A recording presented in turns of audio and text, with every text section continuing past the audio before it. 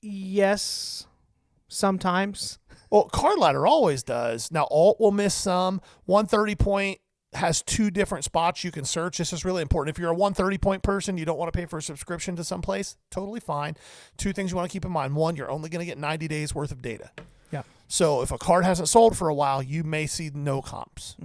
The other thing you want to keep in mind is if you're using that, when you go into 130 point, there are 2 buttons that you can choose. You can choose just eBay sales, or you can choose the top button, which is pull from every place. Yeah. Pick that one.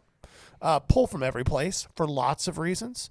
And if you're still just using eBay to look at sales, also do yourself a favor. 60 days or so ago, eBay stopped crossing out best offer accepted. Yeah. So it just shows a big number. Yeah. And that's a it problem. may have been sold for drastically less. And if you go to 130 point, you're going to see a huge swing in that. So I guess my main point with this is there's not one spot anymore where you're pulling all the data.